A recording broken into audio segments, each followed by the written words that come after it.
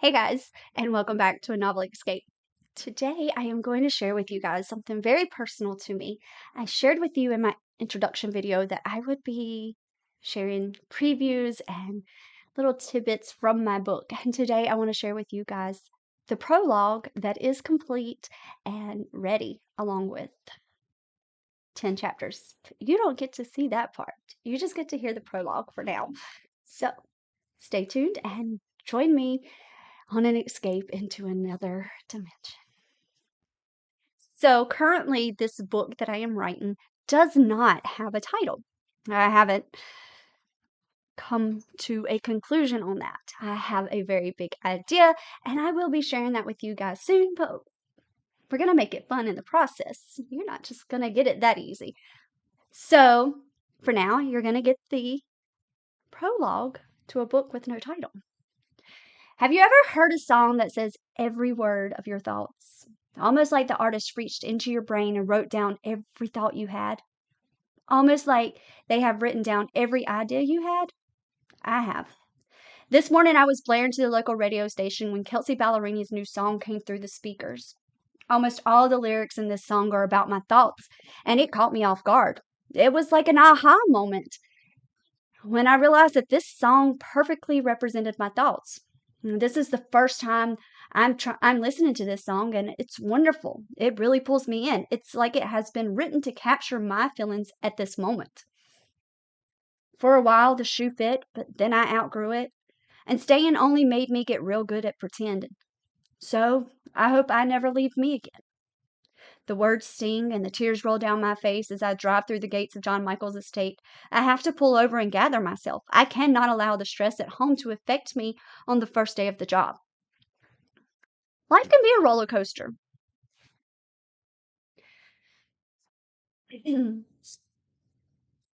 Of emotions, and the years have a way of making us reflect and question our life choices. After 40 years, it is natural to feel that something is missing in one's life.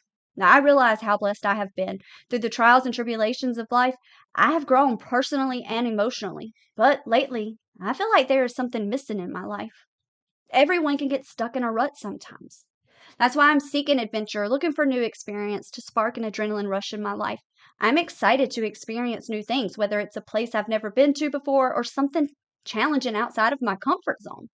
I'm full of hope for the future, and I am prepared for whatever life brings me. As my children left home for college, I felt like the world was ending. Was in a mixture of sorrow, pride, and fear all at once. I knew that they were embarking on a new chapter in their lives and were ready to take on the opportunities and challenges ahead of them, but I couldn't help but feel that I had lost something irreplaceable. The joys of watching them grow up right before my eyes. This transition may be hard, but it is important for us to trust our children to find their own paths in life, and it gives us valuable lessons about letting go. When the majority of your life has revolved around being the most devoted wife of the county's district attorney, making sure his every need is met, Robert Jackson, the town's handsome hero, the man I have sacrificed over my 20 years of my life for. I have been the one who cooks, cleans, does his laundry, makes his lunch, and makes sure everything is exactly how he wants it. It is my responsibility. I'm the wife that does whatever she is told. I feel like I am obligated to do what he tells me to do. I'm always worrying about what he might say or do if I don't do it or do it right. I am a wife who is afraid to make waves. I feel as if I go against him, then a fight would be bad for our family, and I always walk the straight and narrow because I'm too afraid to rock the boat. With the money and name in this town, I have to just accept that this is what my life will consist of. Hell no. If I don't break this cycle, I will never do anything but sit around pouring sweet tea in glasses at the church socials. I will never do anything but spend my days serving others and trying to find ways to help people. And don't get me wrong, I am passionate about helping others and making a difference in the world, but I was never the type of woman that thought she would devote every hour of her day waiting on a man hand and foot. I'm not saying I don't like cooking for Bob and taking care of him, but it is about the time in my life when I need to find out who I am as an individual before being a perfect wife. Love isn't about being perfect. It's about trying your best and understanding that even though you won't always get it right, there will be a day when you can look back and say, I tried.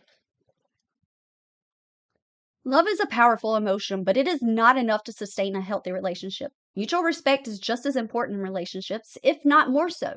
Respect for each other's opinions and decisions, understanding of each other's needs and wants, and appreciation for each other's unique qualities are all key components of a respectful relationship that will last. Without respect, love will quickly fade away. Remember, respect is not a one-way street. It should be mutual and equal, and both sides should be willing to give and receive respect in order to make it work.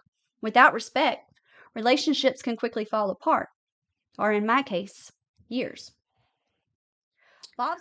Bob's lack of respect for me is a difficult and painful reality to face. His words and attitude can be discouraging, but I have faith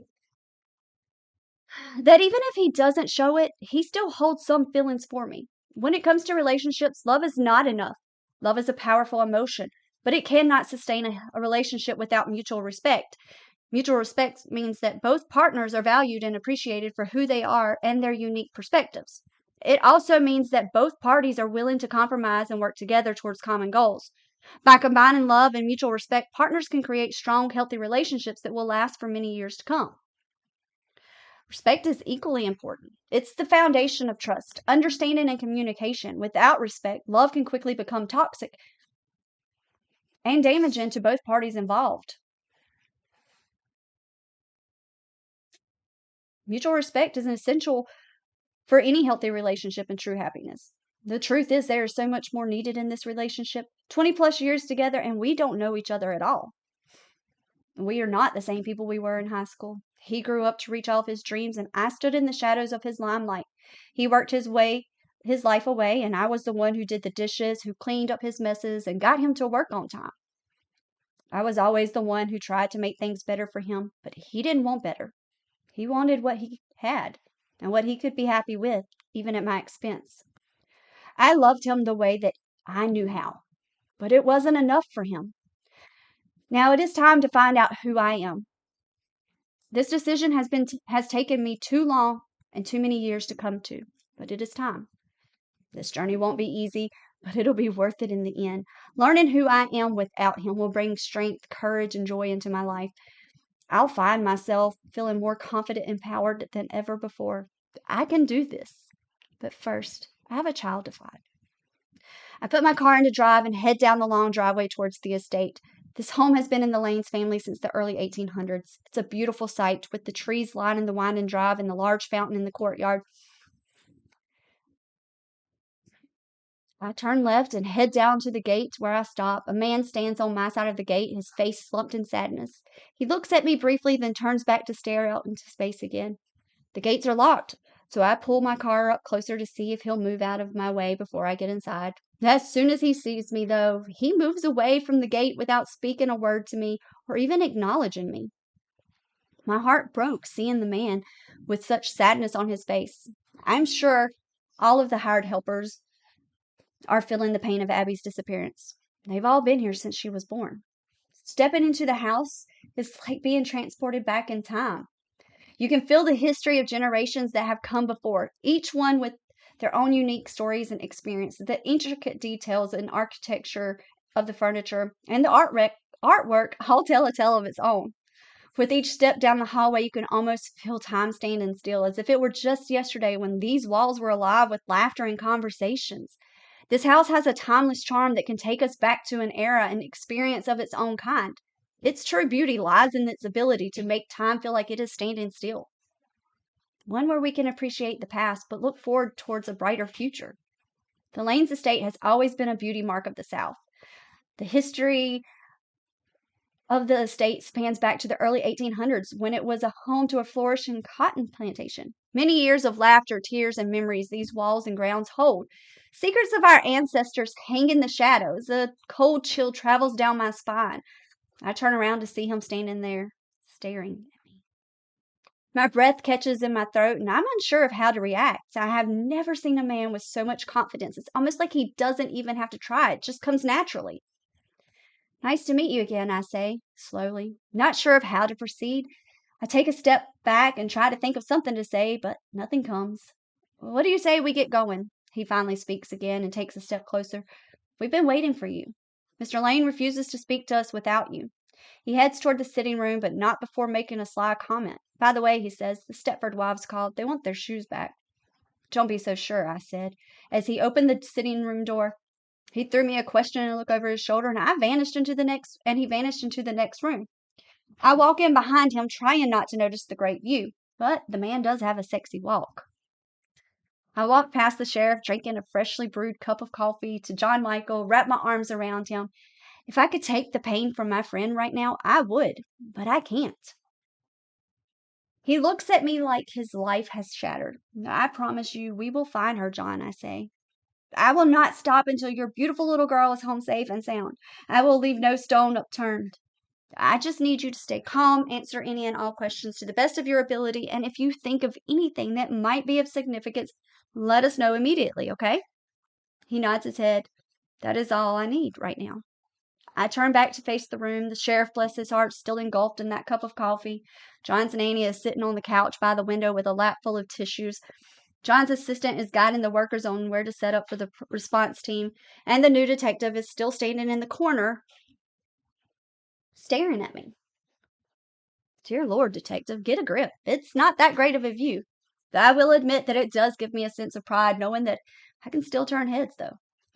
Okay, detective, we are ready to get started. John Michaels takes a seat in his dad's favorite chair, wingback chair. I remember his kids running in and out, and Mr. Lane would be just sitting there reading his paper and drinking his bourbon. He never was a man of many words, but when he did have something to say, everybody in town knew it. We ran in one day and I asked him, Mr. Lane, what's this? He said, oh, that's the paper. And I said, why are you always reading the paper? He said, I like to know what is going on.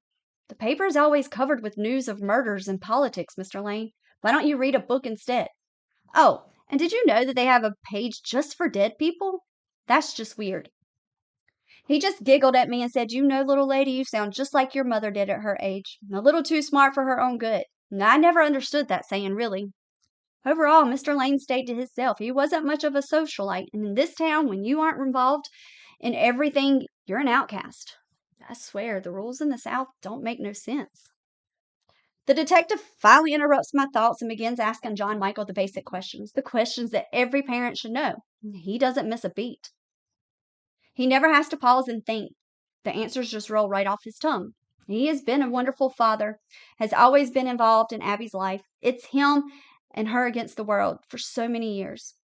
The thoughts he must be having right now are probably very haunting, not knowing where your daughter is. If she is safe, is she cold, hungry? How could I have let this happen to my baby? Is she still alive? Oh, my dear God, reality just hit me. That one thought just made me realize that John Michael is struggling to get through this more than I realized. Yes, he has always been a tough man. Here in the South, they are raised to not show emotions, and I must say the man has it down to a science. I am so engulfed by my own thoughts, I didn't hear the detective had asked me a question. The new man in town is probably thinking I am a total dimwit, but I can't help it. I'm emotionally drawn to overthinking. Why does he look at me like that? I can feel my face turning hot. Oh crap. He can see the effect he is having on me. Those eyes are just so intense. What is he thinking? I think I need some water. I am so sorry I didn't hear you. Would you please ask me again? He smirks at me playfully and says, Miss Jackson, do you mind if I give you a job? I politely respond with, not at all, sir. Put me to work. What do you need? Well, Mr. Lane just let us know Abby keeps a diary. Would you please read through it and see if there are any leads in there? I don't think that is a job for a gentleman, especially not a new gentleman in town. What young lady would want that? He says, to be honest, detective, I am not sure she wants anyone reading her personal thoughts, but I will definitely take it and read through it, and if I feel there's anything that could help, I'll be glad to tell you and the sheriff about it. We are wrapping up the questioning part when I asked John Michael if he knew where the journal was. He tells me where it was located, in Abby's room, and I excuse myself to go fetch a diary. As I walk into Abby's bedroom, the sunshine is shining through her bay window, and that her daddy had put in for her 13th birthday so she could sit and watch the horses as they gallop into the sunset in the evenings.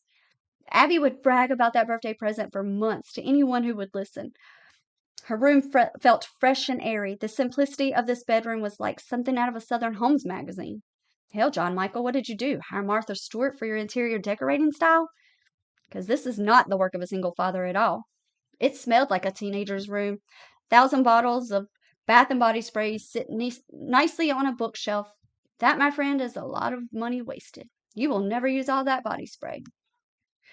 I don't know either way whether she is very OCD or the nanny cleans up after her 24/7.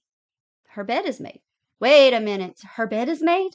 I grab the journal and run back downstairs. I find the sheriff on the front porch talking with one of the other officers on the scene. But where's the new detective? Sheriff, I hate to interrupt, but do you know where Detective Ryder went? He answers me. He went upstairs to see if you needed any help. Oh, I say. I must have missed him. I walk back into the estate and slowly gather myself before continuing my hunt. I head back up the stairs, and just as I reach the top, he rounds the corner and doesn't see me until it is too late. He bumps right into me, and I stumble backwards. I land on the steps, and he lands on me. Sorry, he mutters as we both try to start to get up. I reach out for the handrail and steady myself, and he follows my lead, reaching for the same railing, but I pull away from his hand before he can grab it. He lets go of the railing and steps back a few steps. I didn't mean to startle you. I was looking for you, he says. Well, I say as I gather my attire that has all but taken a fall as well. Here I am. You found me. Ouch. That is going to leave a mark, he says as he touches the bruise forming just above my eyebrow. Other than that, are you okay? He says. I think so. Nothing feels broken or out of place, but that definitely hurts as I grab my head. Let's go take care of that and head out for the evening. I think you've had quite an eventful day for the first day on the job, he says. I follow him to the kitchen where he should have made himself at home. He turned to look at me and says, Wow, I've never seen a kitchen like this. Are there normal kitchens in this town? Or are they all this massive? No, I say as I take a seat on a bar stool. My head is hurting and he wants to talk about kitchens. Really? All right, the detective says, we need ice, rag or towel, first aid kit. Maybe I should just call 911. No, I yell. We don't need the EMT. I am sure you can find a bag of frozen veggies in the freezer, a rag or towel probably in one of the drawers, and I'm sure there is a first aid kit in the pantry. I can feel him staring at me again. I just can't turn to look at him. This is embarrassing enough. Don't need to blush for him again.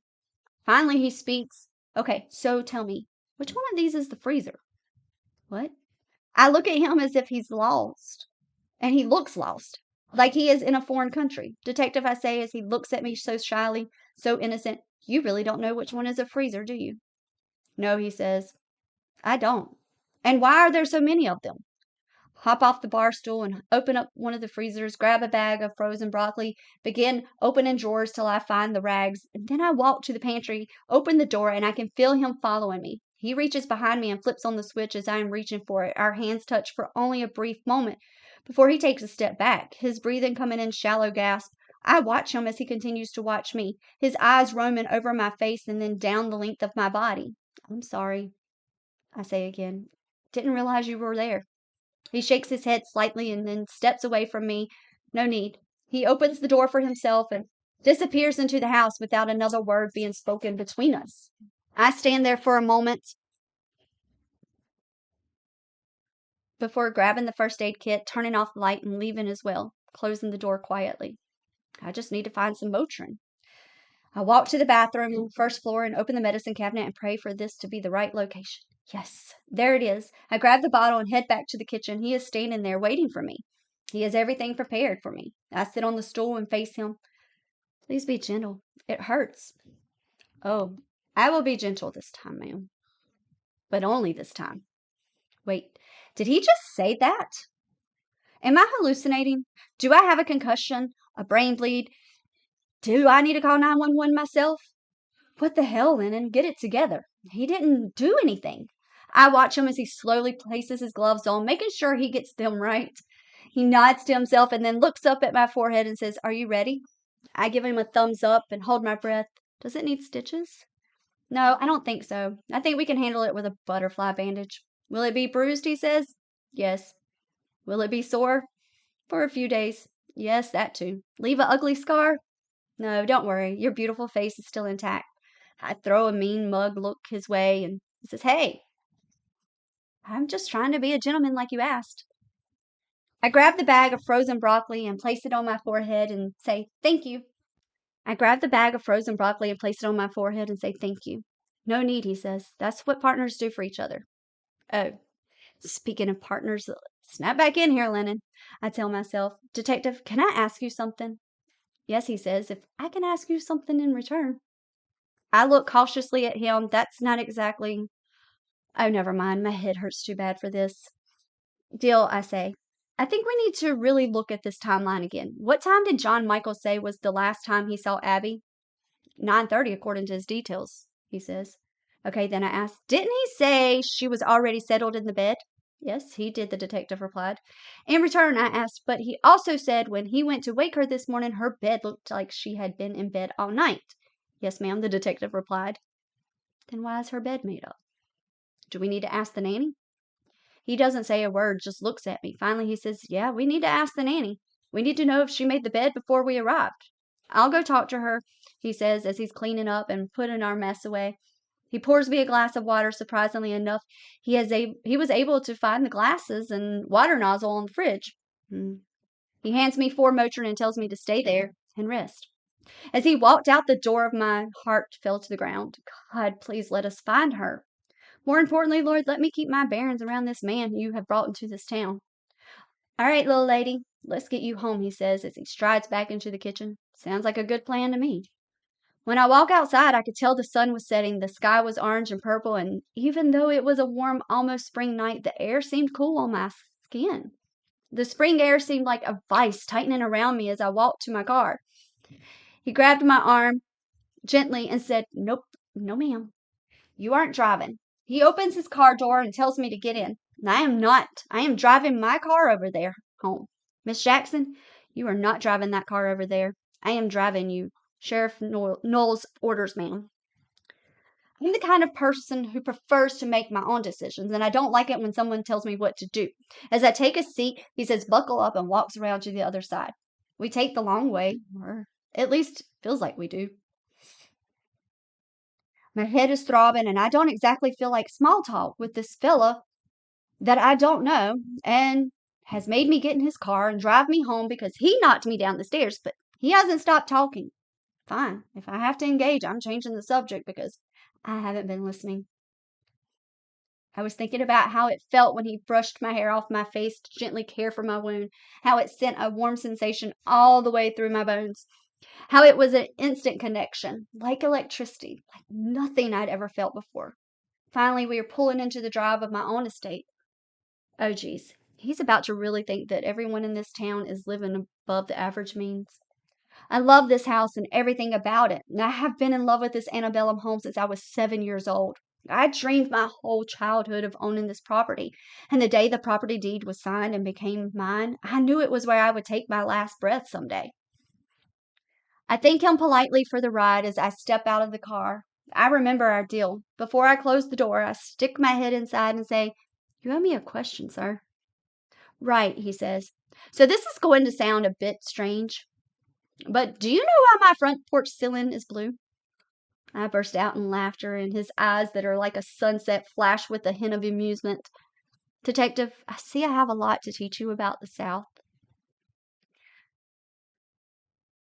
But tonight I am exhausted, and my head is killing me, so can I please have a rain check? Of course, he says. I'll check on you in a bit. I close the car door. As I wave goodbye and head inside, I remember I have Abby's journal and a job to do. I hold the book in front of me. I open the cover, and the words begin to grab me and pull me in. Dear Lord, please let there be some answers in her thoughts and in her words. And that is the prologue to a book that I am writing that currently doesn't have a title. So in that prologue, you got to meet a couple of the characters. You got to meet Lennon. Her name is Lennon Jude Jackson. She is a beautiful Southern belle from Georgia who has sacrificed over 20 years of her life to be the town's perfect woman, a perfect wife, a perfect mother. She's done everything, and you hear this feeling that she's going through, and she's this raw emotion, and you can literally just feel yourself feeling Lennon's feelings, and she's just open and honest with herself in that moment of what is really happening in her life. She's the town socialite, the one that turns everybody's head and lights up every room, but doesn't mean that she's not broken inside. And then you get to meet Daxton, who is the new detective in town, and you're going to learn as his story goes along that he's had it pretty rough. And Lennon, the moment he lays his eyes on her, is blown away, and his life will never be the same, and he is changed instantly. Like, he is so devoted to his job and always has been so devoted to his job, and he never lets anything get in the way of it. But does that change in this story? Does he get a happy ending? I don't know. We'll have to wait and see. You get to meet cute little old Sheriff Knowles, who is like the cutest old man. When you think of like these type of stories where it's taken place in the deep South, even though it's in 2023, you're still getting that old town vibe. The town hasn't changed over the decades. It hasn't grown into this crazy big city type. It's still out there in the middle of nowhere and country living, and everybody knows everybody and everybody loves everybody, and there's no issues in town. But that changes because you get to meet John Michael Lane, who is one of Lennon's oldest friends. They grew up together. They got to watch their kids grow up together, and he wakes up and he makes a phone call and lets 911 know that his daughter Abby is missing. So we're going to go on this experience of the new private investigator, Lennon, who just did something for herself after all these years. Her kids have gone to school, and she decides that she's going to do something that is passionate for her. And she goes and gets her private investigator's license. And so the sheriff in this small town decides that he's going to put Daxton and Lennon as partners to solve this case. And things get a little intense. And there's going to be some laughter, there's going to be some tears, but there's going to be a whole lot of hope and a whole lot of destiny at the end of this story. So stay tuned. See you guys soon.